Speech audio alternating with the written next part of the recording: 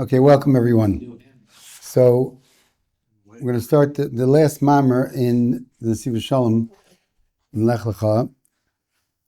It says we all know that Avraham Avinu was tested with 10 tests, right? As a matter of fact, I have a sefer that it goes through the tests in detail and it brings it in its practicality, because we know that each and every person, each and every Jew,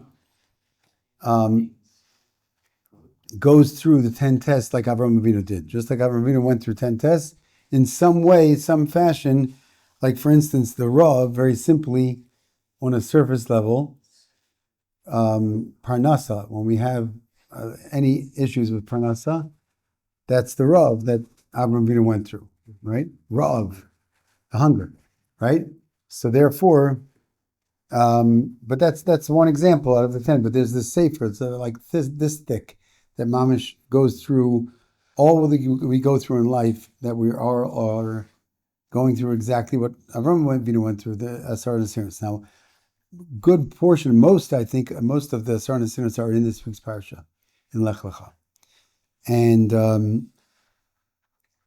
it says in Avos, Asar Nesiros Nesnase Avraham Avinu va'amad bekulam, right? Avraham Avinu was tested in all these 10 tests, and he was able to withstand everything, right? And then it says, we see from this to show us the love that Avraham Avinu had, right? Now, when the Torah is telling us something, and the mission of us is saying that this is the reason for it to show. So then, what is it? Nice stories of how he loved it. It's really a practical reason for us, and therefore, it's coming from Avraham Avinu, the founder of Yiddishkeit, right? So it's obviously something that's very basic and very, like a foundation of Yiddishkeit. So he says that.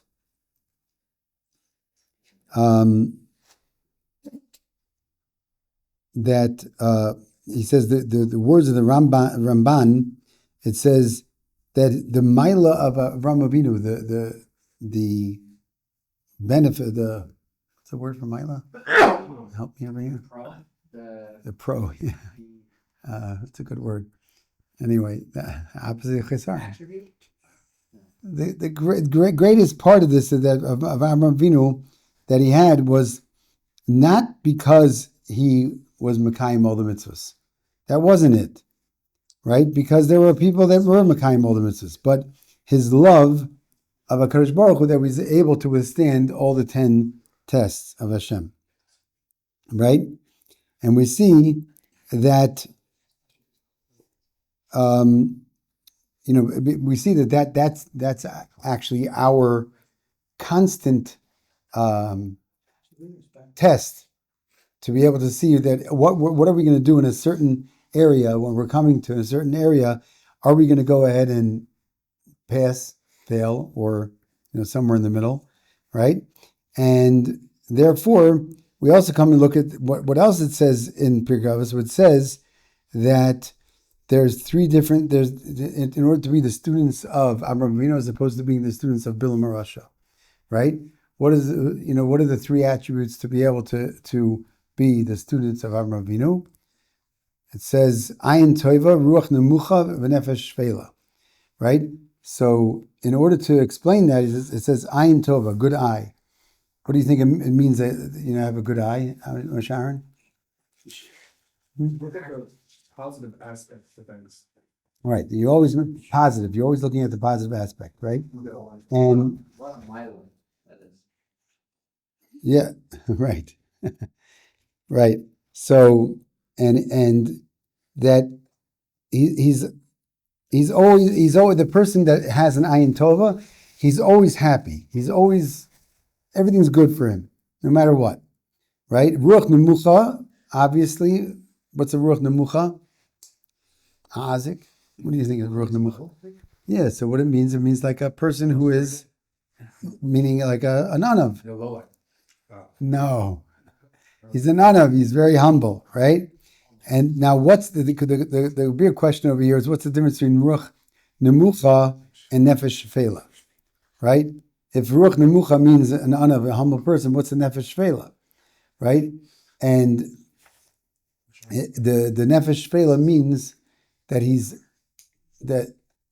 what's the nefesh shefela? He just described it. Oh, I just did the whole naive. but what is it? That The whole okay? But what's the difference between that and ruach nemucha? Are different things. I know, but what's the difference in this midah when we're talking about midah?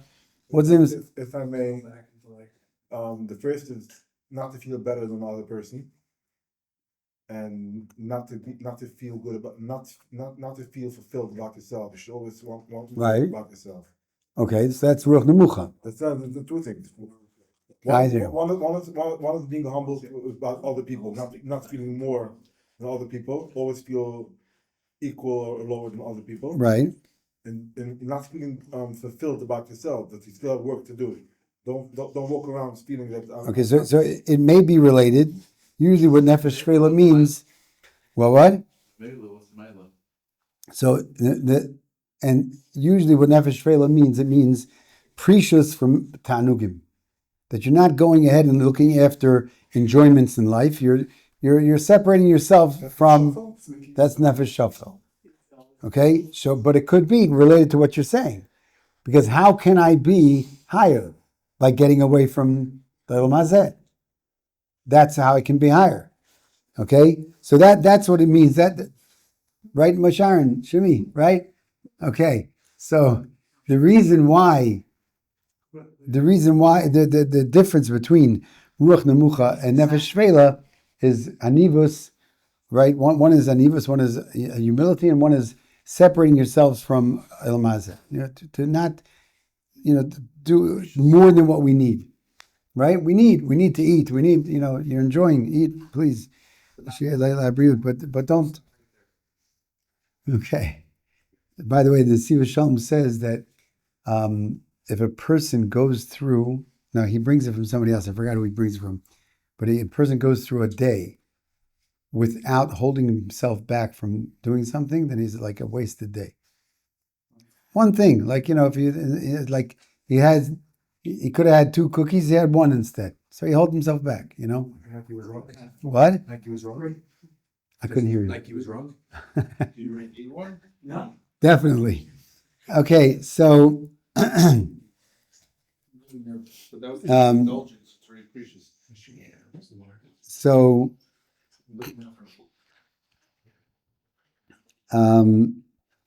and okay, so let's go further. So the question here is really, the Nesivos Shalom asks, according to what the Pirkei Avos is saying, it should say, whoever withstands the 10 tests should be, then he's going to be like the Talmidim of Avram Avinu, the students of Avram Avinu, right? Because because that's what it says. It says that he loved Hashem the most. That was his love of Hashem. So why is it saying it in a different way? And not only that, he asks another question. He says, why is it that we say,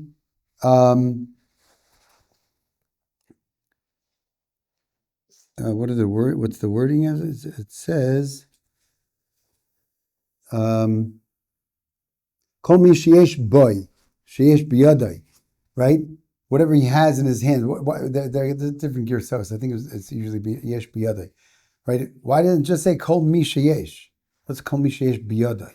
That he has it in his hand. These 3 things in Pirkei Avos, right? It says that he has these 3 things in his hand, right? And another question is also his main things was that he was a Bal Chesed, right? Avram Avinu was a Bal Chesed. He did he has Achnas Archim.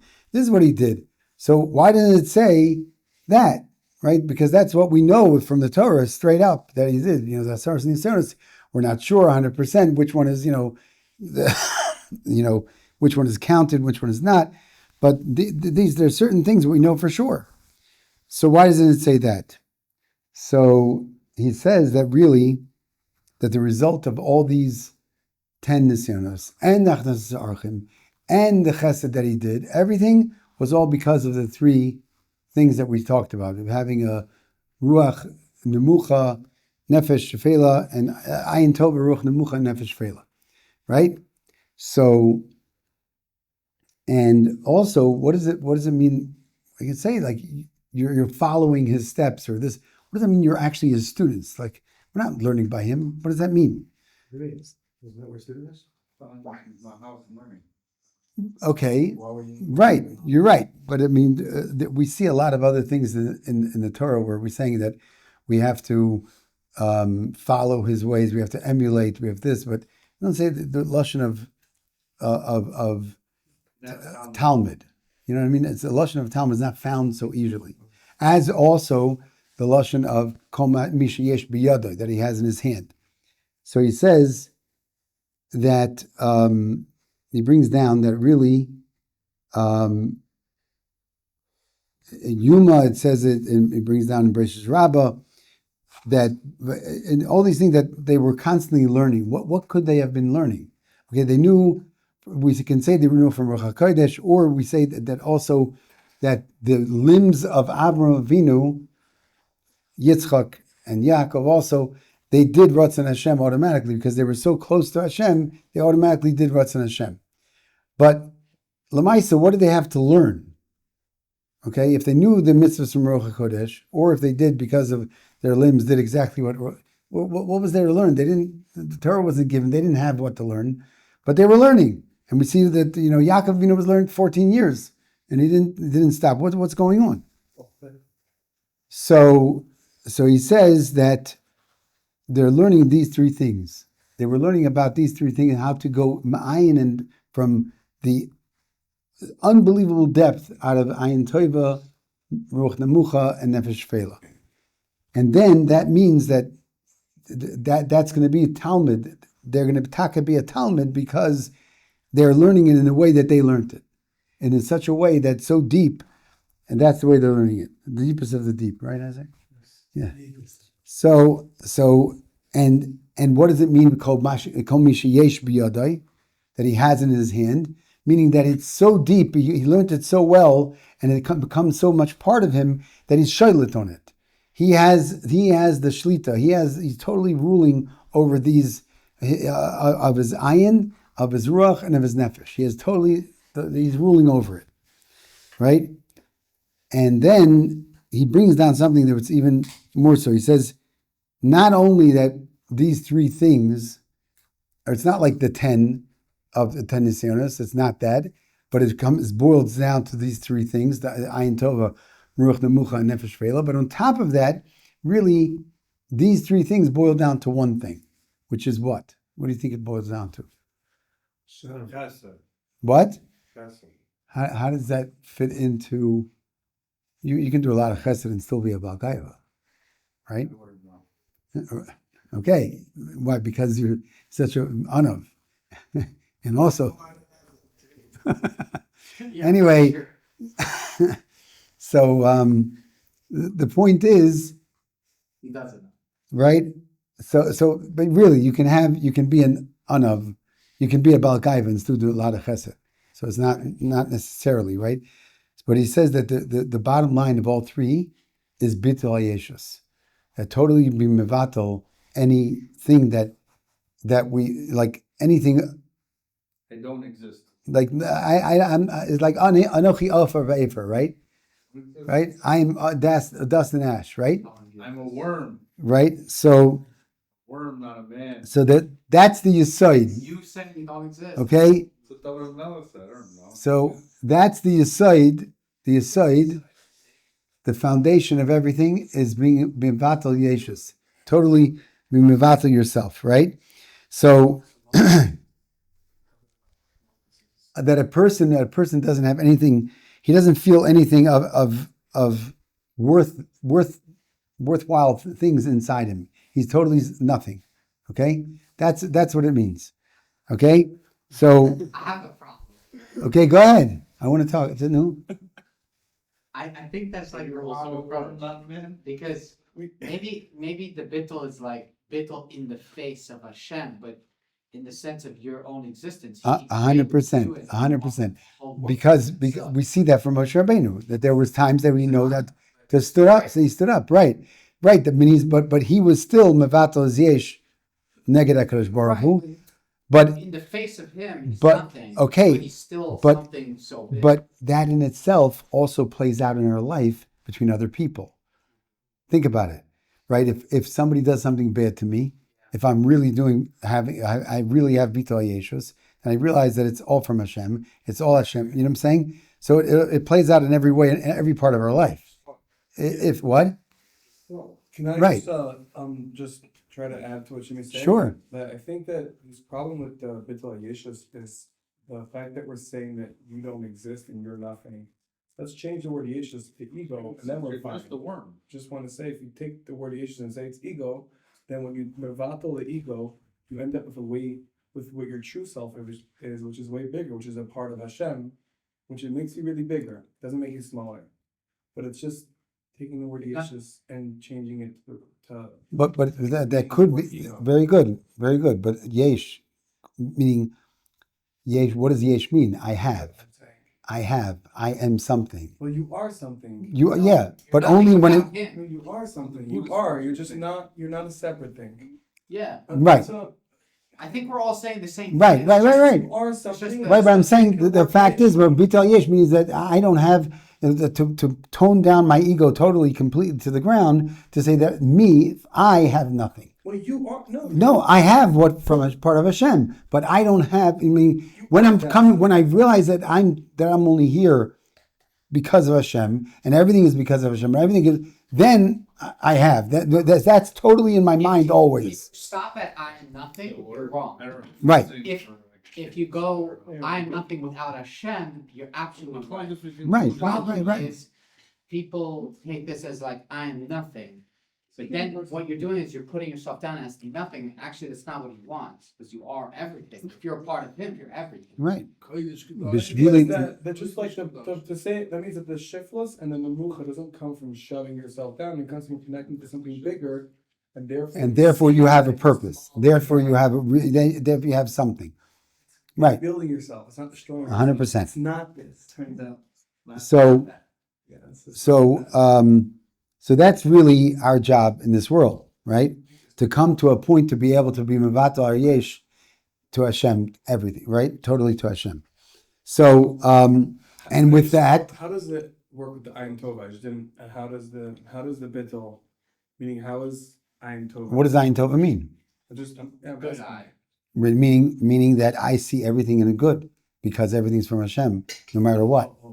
You understand? Everything's from Hashem. Right? Exactly. Or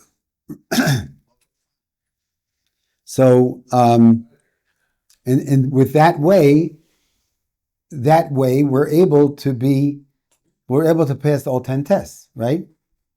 In that way, with being mevatel yesh to Hashem, we're able to pass all tests, right? All the 10 tests, in every way that Hashem is giving them to us, the same tests of Avraham Avinu that we get. Say again? The 10 tests of Avraham Avinu, You enumerate all 10 tests, please. Yeah, we could. Let's after this year, okay? Okay? So then he says here that right, the what is Masharon? What is the oyev? What is the enemy of a Jew? The worst enemy of a Jew, which is Curious or Safek or Safek, but it's really what you were saying before, the ego, right? That is right. So in a pasuk, the Kabrina Rav says, and also Baal Shem Tov says that the pasuk Anochi Oimed Bein Hashem v'Einechem, right? That when Moshe Rabbeinu was talking, he said that I'm standing right here between you and Hashem. And right before he passed away, maybe like a few weeks before he passed away, right? And he said that he meant to say that I'm right here, so I'm like I hear what's going. I saw beforehand. I see now, and I'm about to die, but let's, you guys have to, own up and really make a difference. So, but the Baal Shem Tov and the Rebbe from Kivrin says, Anoichi oimed ben Hashem u'v'nechem. The Anoichi, the I, is standing between you and Hashem. The fact that I am something without Hashem, that's standing between you and Hashem. Right? It totally separates us from Hashem.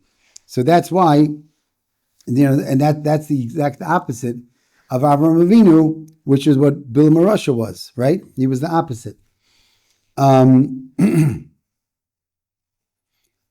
So now, if we go to certain tests of Avraham Avinu, like the first test, what was his first test? His first test was going through or custom, right? So he goes through the fire. Did he have, at that point, he had a choice. He could have said, bow down to Nimrod, no problem, right? But he decided to go through, and he said, I'm not bowing down to Nimrod. So once he did that, then therefore, it's totally, he has a Bechira, and he's choosing to be with Hashem and not with Nimrod, right? But in the other test, like for instance, the test of the famine in the land, right? Or the test that Saramina was taken away from him by Paro, and then again by Avimelech, right? Or what? It wasn't a choice, right? Milchemes HaMelachim, the 4 or 5 kings, right? Also that wasn't a choice, right?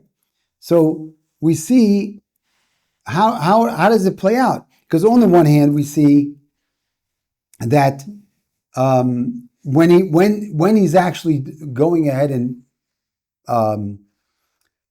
going against what he normally would want to do, I don't want to take a chance. Who knows? Go in the fire, I'll never see life again, right? That's it. And what do I know what's going to be afterwards? He didn't know, right? But in the other tests, those other tests that we mentioned, like, Sarimir been taken away from him or something like that, that's not something that he had a choice.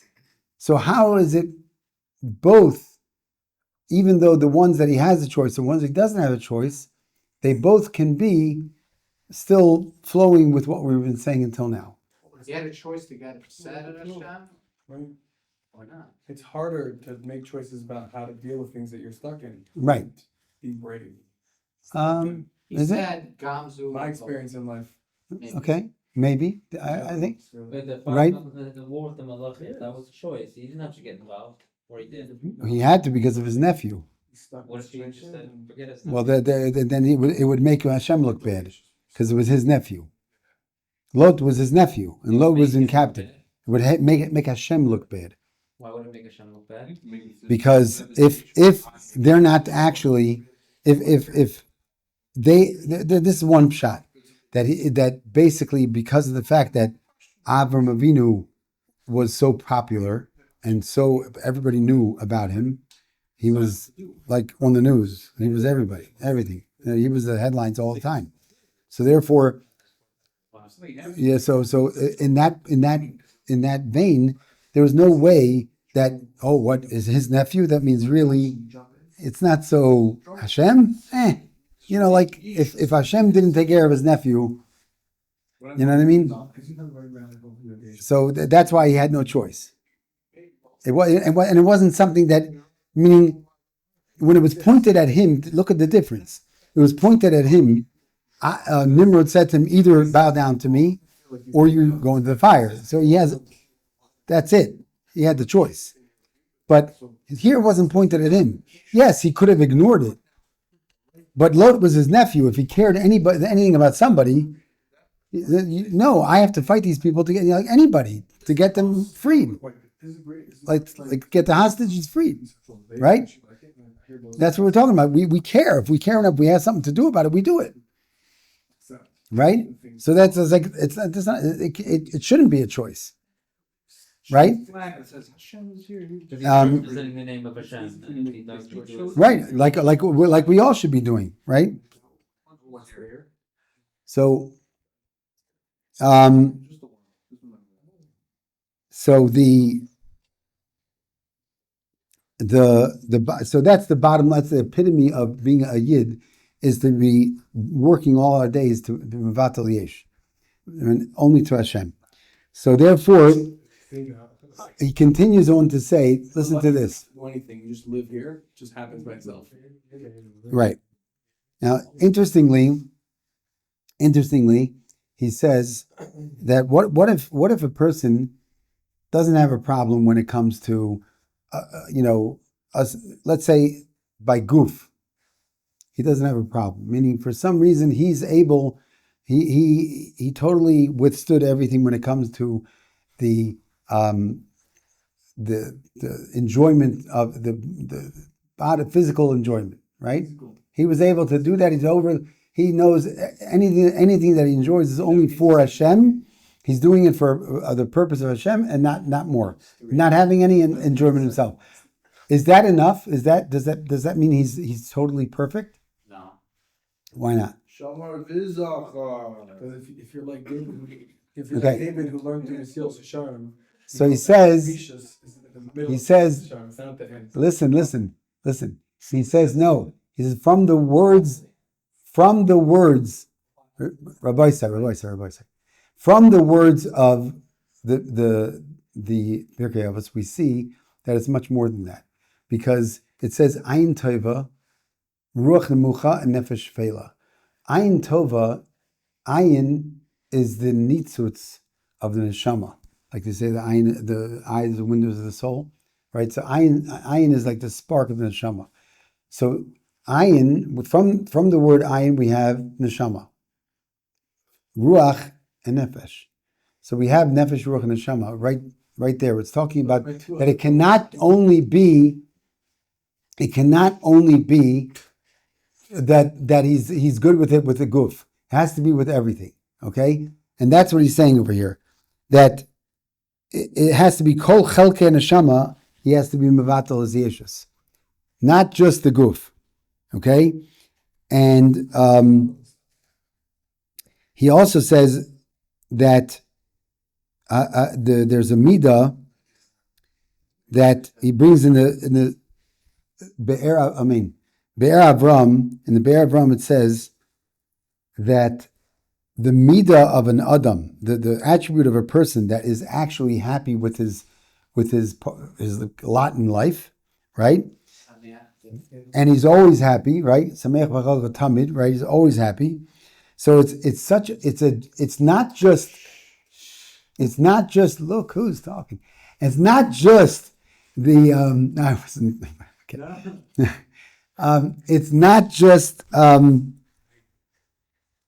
it isn't just favorite class.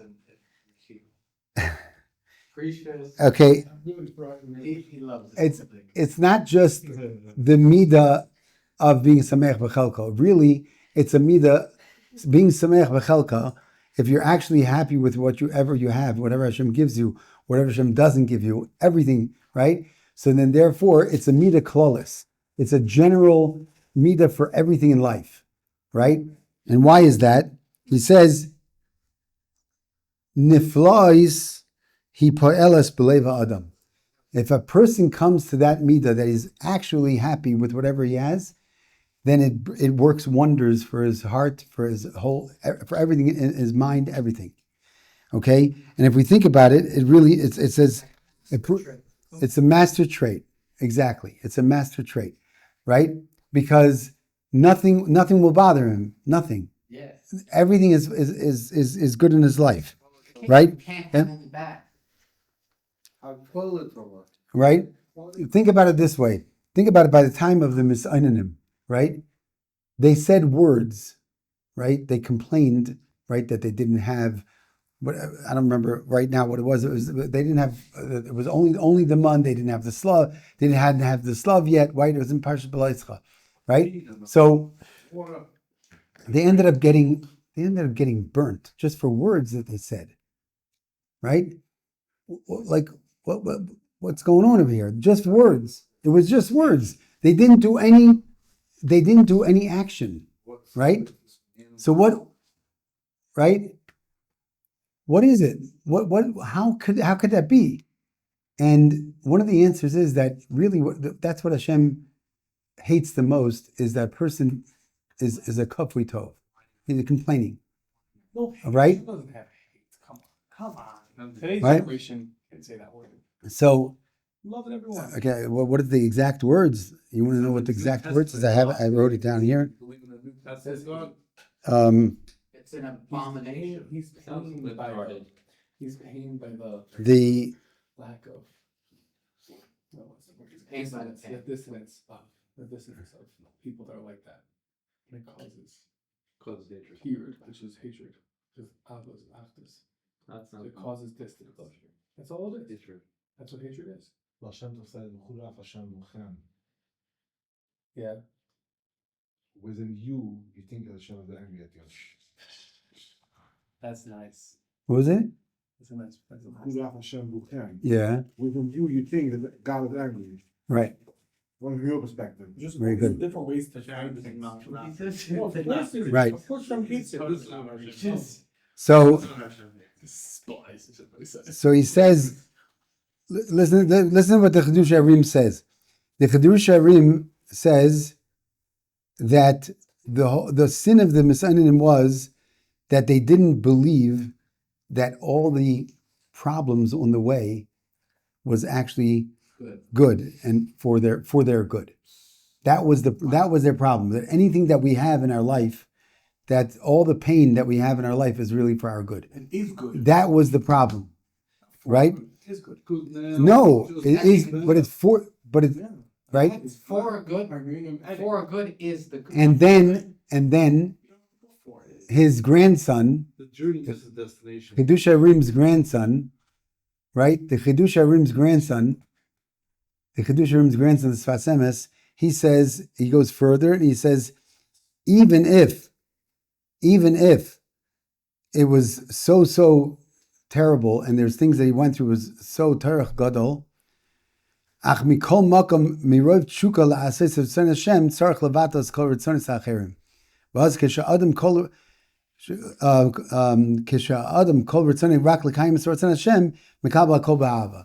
Meaning, at the end of the day, if I realize that everything is the Ratzon Hashem, and I have to do, my job is to make my Ratzon his Ratzon, make his Ratzon my Ratzon, right? If that's my job, and I realize that's what I'm going to do, then therefore everything is good. Then it's going to be done with love. It's going to be done the right way, and let's just end with I one time a story that happened with me. I was going into the Aguda of Flatbush to daven, and it was mincha. I think it was, I don't remember if it was shachar or mincha, but I don't say. It could have been shachar, but I think it was mincha. And I saw this guy, a very holy yid, that collected money for Yisomim for tefillin, right? People that were orphans, boys that were orphans, and he wanted to give money for them. So he asked me, "How was your day?" Oh, so it had to have been mincha. Okay, now he asked me how was it, so it had to have been mincha. So he said, because it was at the end of the day, it was like it wasn't memorial shacharis. No. I'm saying if it was shacharis, like when it is, how was your day? I guess in Flatbush they A late shacharis. Anyway, so Chakras, you can definitely ask them that. anyway, Chanam's davening shachar 6 o'clock. Okay. so listen. One right there. So I didn't daven at all. No joke. okay. I'm good. Okay. Appreciate what he said. I'm not makabel. So anyway, Have a third piece of bread. He's gonna delete that recording. so listen. So listen. Back to the story. So he asked me, "How was your day?" So I said, "It was a tough day." So he says, "You sure?" I said, "Yeah." So then he says, "You sure it was tough? It was really tough." Parents could be dead. So- and could have not until So he told me something that Rav Nachman said. The first time I heard it, and Rav Nachman brings down that if a person goes ahead and says, "Sharon, I believe I'm mamish, I have faith in you. You can actually have shlita over everything. You really can. Please. So Rav Nachman, what does Rav Nachman say? Rav Nachman says that mamish, if a person says, Lo Aleinu, that there's such a rough day, such a bad day, such a challenging day of this and that, anything like that, then Rav Nachman says, it's like you're testing HaKadosh Baruch Hu. And you're saying, oh, you think that's challenging? You think that's tough? I can show you what tough is. And if you do the other way, and you say and you had taka something, it was mamish a challenging day, and somebody tells you, how's your day? And you say, it was great. It was great. Says, if you think that's great, I'll give you great. You understand? So that is what Rav Nachman says, and I think it's a davar pashut. When you think about it, it's a very simple thing. That's what we need to do. And Easy to say, hard to practice. yeah, Like, definitely, if you give me a 100%. question, I went through like something really horrible, right? Like actual horrible. Instead of saying something really horrible, say at least I survived it. Is that at least That's definitely better. yeah? Definitely It's better. gonna be like, oh, you survived? You wanna know what survive means? Somebody got into a car accident. Somebody got into a terrible car accident, something tragic, right? And instead of saying it was horrible, it was the worst thing, it was hell, just say, well, I survived, If you say it was an amazing experience, they're gonna be like, oh, you wanna see what amazing is? You saw what amazing is? This is It's amazing. Like, a new car with a new back. It's not about saying hate flyers, it's complainers. the amazing part is I survived, So I'm here. So much, yeah. So anyway, so just I'm in. So just to finish up, that we see that when it says in the parak beforehand in Pirkei Avos, it says Ezeu asher shemech b'chalko, right? What does it say afterwards? Ashrecha ba'olam hazeh v'tov l'cha la'olam haba. That it works for both this world and the next world. Be'ez Hashem Yisbarach, we should be zeicha mamish to be able to see everything in the good. You know what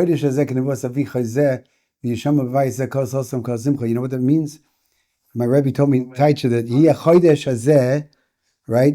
This month should be like the a prophecy of Avi Chayzeh, which was Moshe Rabbeinu, right? What was his prophecy different than anybody else's? That it was clear. It didn't have any.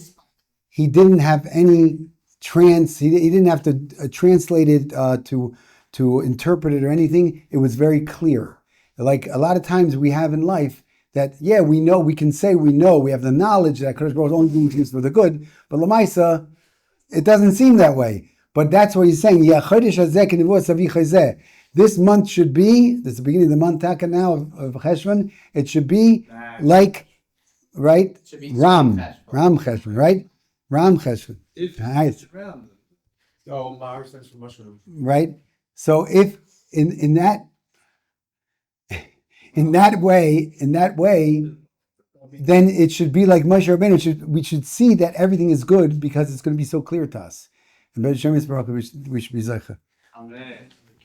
Thank you so much. You don't even have to say